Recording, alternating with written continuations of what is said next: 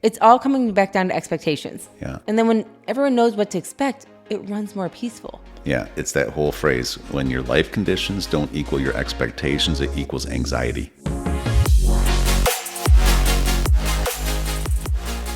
Hello, everyone. We are Greg and Jacquie Francis, and welcome to High Performance Parenting, where our passionate goal is to encourage you to raise champion children in a crazy world. Every week, we will bring you multiple episodes from our extensive experience of raising our six happy, healthy, successful, godly kids who are confidently equipped to win big in life. We deeply believe that any parent who is provided with the right knowledge and continual support can raise amazing kids. And when they do, all of our futures get better. If raising up future generations of absolute champions matters to you as much as it does to us, here's how you can contribute.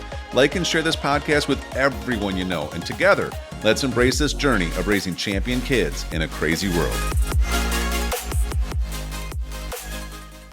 Hey guys, welcome back to the podcast. We are excited to share with you again today. And we have been going over some questions. Why is your finger on the button? Because I have a question for you. Are you ready for it? No, I'm not. Put them away. Your questions are not necessary. Where do fish keep their money? In their gills. In a riverbank. You know you're the only one laughing. You're laughing. No, I'm too. not. Yes, you You're are. so not funny. Yes, I am. I know what you mean when you say that. Yeah. Yeah. Okay, here is the question of the day. It's a good one, too. I think it's a pretty relatable one for most parents. Are there specific things you do when you're feeling overwhelmed with your kids and you don't want to lose your temper? How do you handle this? That's a good one. Mm-hmm. There's been seasons of overwhelm, hasn't there been? Yes. Yeah. Especially, go back to this season when we first had kids, right? And that's like a just, I feel almost nonstop season of overwhelm. Everything's new, especially when you have your first. We started with two, we started with twins, but everything was new. Like your life changes, your ability to be a little more free with how you just go about doing things goes away. The normal things that you would do to relax now typically aren't there anymore because you're having to manage new things that require your attention. There's just a lot, you're learning, okay, everything about parenting at this point. You're learning, what food do I feed my little one? Why are they crying? Why are they not crying? How much time should I spend with them, not spending with them? Like there's this crash course in how to become a parent the first few years, right? And, you get down the road, you have some more, and as you're learning, it changes a little bit. Like number 6 for us was a lot different than numbers 1 and 2, when we first had them. So anyways, you want to speak to that season a little bit? Yeah, it was definitely a season overwhelming for me, especially during the day, I would say. I'd be home with kids and, again, I started with 2. So it's like there's only one of me. And they always wanted both. They both wanted me. So it was, it was always trying to divide and not feel like I had let one down. And then you add a third one in, and we had 3 kids, 1 and under at this point. And how do you tell 2 1-year-olds, hold on, your baby sister needs me? It just always felt like I was being torn. And there was just not enough time or enough for me. And somebody always needed me. And then by the time you had, 2 kids 4 and under. 4 kids 2 and under. It's just, you're not just outnumbered. You're just overwhelmed. You're tired. You're worn out. I didn't, know what to do with the first set of kids, let alone more comes along. And it's stressful. And especially when you come from my personality where it's like, I'm kind of used to, knowing what to do. And if I don't, I do a little more research and I figure out a few more things and then I know how to do. But it just felt like every day something new was being thrown at me and I didn't know what to do some days. And so I started, thinking through and talking to people and looking for resources. And the best advice I could give anybody, especially if your kids are younger, really all the way up till when they got older, is I really believe in some good, healthy schedules for kids. If I can say anything, good, healthy schedules made all the difference in the world for me. There was a time that I needed rest because I was pregnant. And then there was times when they needed rest because they were growing. And then there were times when we needed some space because I mean, they would play all day and I was entertaining them a lot of times, but they needed to entertain themselves some.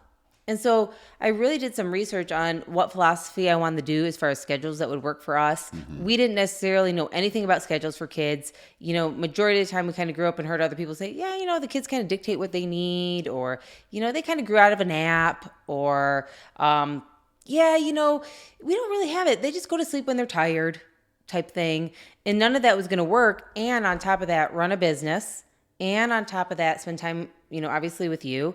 And on top of that, build relationships with friends that I desperately wanted to be able to do, and have time to, actually take time to have my own time for myself, and all of a sudden you think like you have to be perfect because, maybe in the Bible, all the women looked like they were perfect, or maybe your friend down the street looks like she has it all together. Or you're scrolling through Instagram and you're thinking all these ladies have it all together. They got their makeup done. Their kids are all in the cutest outfits ever.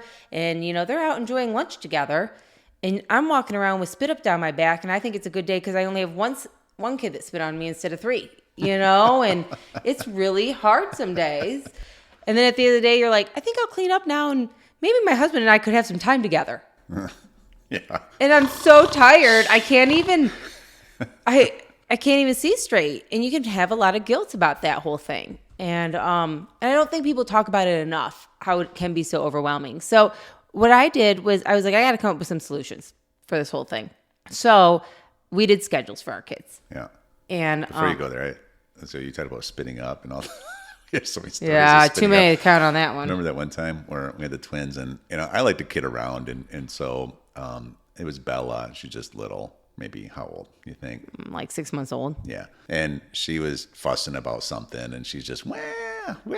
And I said, "Be careful," because I just fed her. And so I'm kind of picking her up, and I'm dancing and her I'm out like, there, she and might I'm have a burp in her. And, I'm not like, I don't know, I'm just having fun. So I kind of pick her up a little bit over my face, and I started imitating her. So I started going, wah, wah, right in her face, and she goes, here came the burp and the spit up. She shot it straight into my mouth. It was the most disgusting.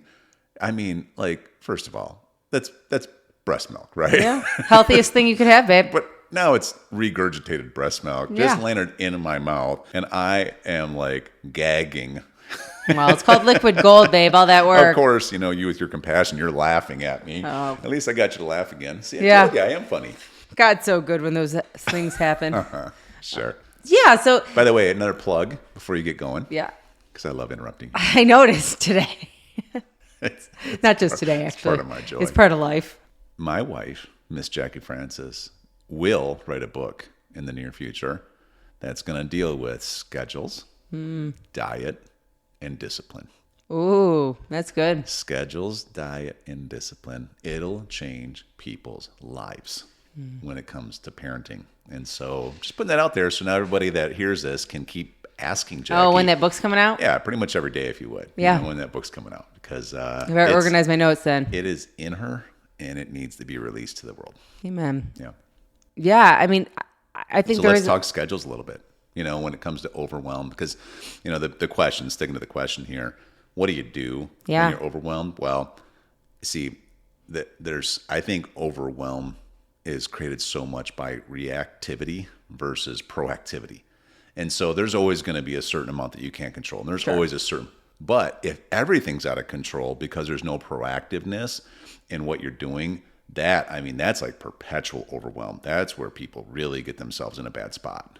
Well, yeah, you're always standing on a rattlesnake. You're going to overreact in every situation. So, as you were saying, we did some work and started studying and referencing, getting some different reference points of people that had, we started asking questions like, who do we know that had their kids sleeping through the night right away? Or who do we know that it seems like their kids are usually pretty well rested and they have, a little freedom?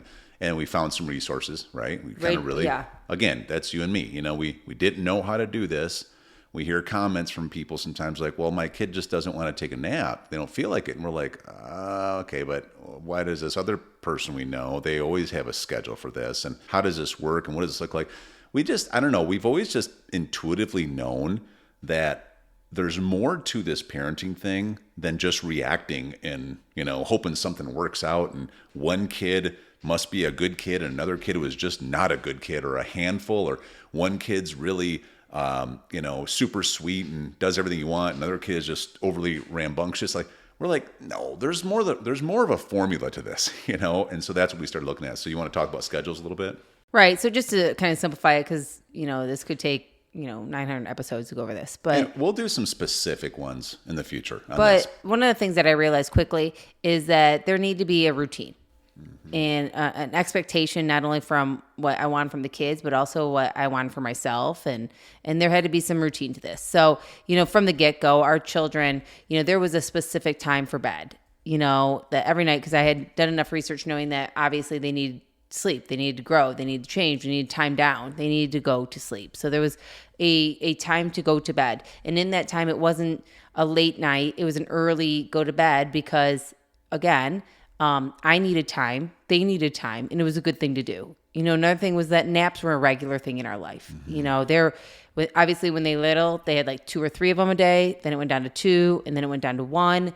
And I was a believer that, and I still am, that naps are great for not only kids, but all of us. We all need naps to reset. Yep. So many times, and we have a 4-year-old right now who's napping right now while we do this podcast. Yep.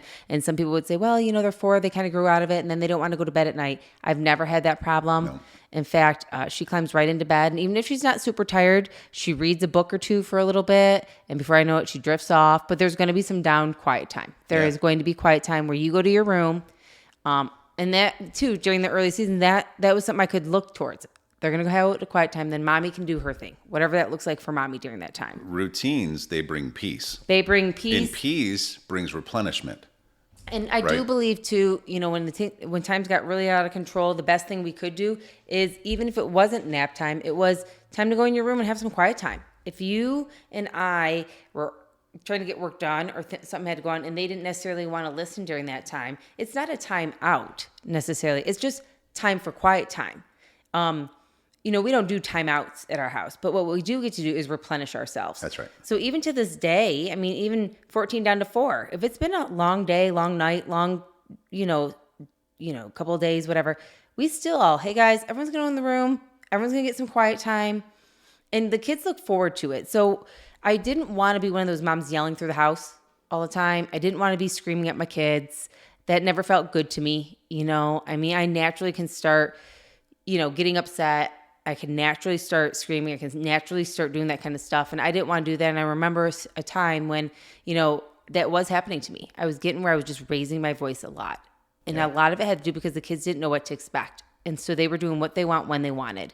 So what I learned to do was, if they didn't listen, if they kept, pushing the buttons, I gave the warning, hey guys, I just want to let you know, you're pushing the buttons today. My suggestion is y'all, slow down, find something to do, stop doing some of the stuff, that I don't like. And if that's not going to happen, we're all going to have some quiet time. It's going to be time. Well, let's back up a little bit with the schedule thing, because just for the purpose of people in different positions out there, how old were our kids when you had them sleeping through the night? All the way through the night? Pretty much. They were probably like 8, 9 weeks old, all the way through. Like 2 months. Yeah. And that usually meant what, like 7 or 8 p.m. until 6 a.m. or something like that? Yeah, it usually was like, something like that. I would say. But it was huge, because I remember when we would get our little ones to that point, the big thing it shifted in our household was you got better sleep then. And when you got better, because it was consistent now, it wasn't like waking up every few hours or a couple hours, whatever. When you got better sleep, you were more rested. You were less likely to be overwhelmed, or whatever. Because, when you're operating on like no REM sleep, it's a different ballgame than if you got a good night's sleep, And so that was one of the reasons why we really pushed the schedule thing, which you're going to write a book about, of course, for another plug, huh? For infants. But then as the kids get a little bit older, like Hunter now, she's 4, still maintaining that nap time in there every day, even when she seems like she's wide awake, even when she seems like she may not even really appear to need one. She's not like melting. She's not being a problem. She doesn't even think she wants one. But again, it's not just about them going to take a nap because they're tired. It's about the mental break that not only they get, because like you said, nap time in our house isn't just, you have to, if you don't fall asleep, you're still just going to go in your room and you're going to read something that we've approved you can read. Yep. You know, you're not getting on a computer, you're not getting on a tablet, It's not nothing screen like that. time at our house. You're not watching a movie, you know, none of that stuff. No, it is like downtime. And the kids learn this really quickly. And I'm telling you, it brings a lot of peace to them too. They like that. It's a reset for them. But for us, we can go do some stuff. Like I remember even when we had all of our littles, how important this like mid-afternoon nap time was. I remember for you and I, we would either do some work together or we would just spend some time together or whatever. But I remember it was such a big reset. It kind of made us have 2 different days. You had the first half of the day with all the stuff that needed to get done. We had the nap, which was our break, and then we had the second half of the day, but we had more strength, you know, to be able to handle it in that second half because of the break in the middle. Yeah, and I think just to get back a little bit to the question too is, you know, when you're feeling overwhelmed or when, you know, you're starting to lose your temper, again, being proactive is so key to the whole thing. Mm-hmm. You know, that, you know, my kids don't get to dictate what the, thermometer is or thermostat is in the house. Mm-hmm. You know what I mean? Like, I get to dictate what the thermostat is in the house. You know, right. I get to dictate that. Right. They don't. So you got to choose to be a thermostat, not a thermometer. Right. And so because I choose that, I'm going to say how things are going to get done, and they don't have to like it. It's okay. That's why I'm mom. And someday when they're mom, they get to decide what they want to do with their kids. And I just explain it to them. This is how we're going to do this. Yeah. And I will tell you, every time I have set the expectation, and now at this point, you know, we have schedules for our homeschool schedule. We have schedules for, you know, when they get their chores done. We have schedules for, obviously, nap times for some of our kids. The days and windows I take the kids golfing. Yeah, all of our activities, obviously. Yeah. We have schedules for all that kind of stuff. And with having schedules comes flexibility. Yeah.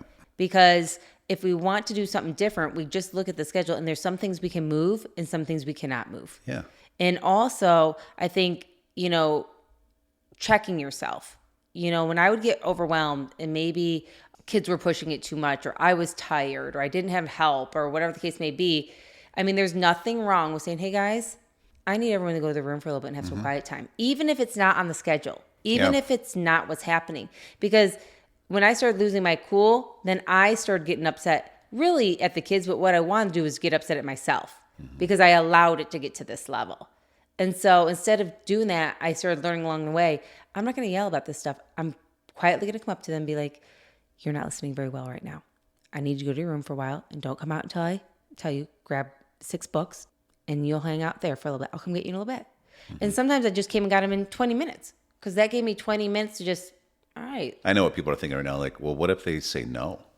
Well, that's a whole nother. That's the third part. That's the discipline. That's the discipline because which this schedule stuff doesn't. You don't get to tell me no. Doesn't fully work without the discipline part. And we'll get there someday together, because you don't get to tell me no, and so that that's just part of it. But I think then after your kids are starting to understand and know what to predict when situations do happen, they also are excited about it. I mean, I will tell you now, our older kids, if our youngers are pushing me and I'll be like, I don't like the way this is going right now. I don't like what's happening. I need you to take a breather. I need you to go down to your room and I need a breather. Literally, the little kids will try to stop. The big kids will try to stop the little kids. I wouldn't do that. Mom is not going to like that. Mm-hmm. I would stop doing that right now. Mm-hmm. And they forewarn them a little bit. And if they still, because they know there's standards. Like, mom's not going to tolerate this. She's not going to start yelling. You're not going to get mom to that point. So by default, then you're going to have to go and have a break from us. It's like an overall understanding of the culture of our home that we've been building in forever, that it isn't just about you. Right. It's the whole world isn't just about you. It isn't just about me. It's not just about mom. We have purpose. We have missions. We have callings on our life. We have things we have to do to help run our life. And so everybody has to work together to a certain extent. So if you're starting to get off of work, if you're starting to interrupt things for your benefit only, well, then you probably need a break. You probably need to relax a little bit or whatever. Yeah, and think about what's going on a little bit. And we hold that. We hold true to that. And then what's great about the whole thing is after these situations happen, the conversations are the best part. Yeah. Why do you think this was okay today? Because your behavior was not okay. Yeah. Why do you think and that conversation happens sometimes a day or two later, whatever. Right. It's okay, but we do talk it through. Says because that's a whole other topic, but we're big fans of, like, we don't just correct, but when we correct, we teach what is the right thing. That's right. So now they know what to do. Well, and on top of that again, now they know what to expect. Yeah. It's all coming back down to expectations. Yeah. And then when everyone knows what to expect, it runs more peaceful. Yeah. It's that whole phrase, when your life conditions don't equal your expectations, it equals anxiety. And so when there's no expectations set, then life conditions are constantly happening and there's perpetual anxiety. When you set the expectations, now, even though there's life conditions, we kind of know how we're going to react to it in order to accomplish our expectations. And I think one of the big things, if I could just add to this, and we'll get into it more down the road. Yeah, we'll do one more on this. This is good. Is that it is so important for parents to back each other. Yeah.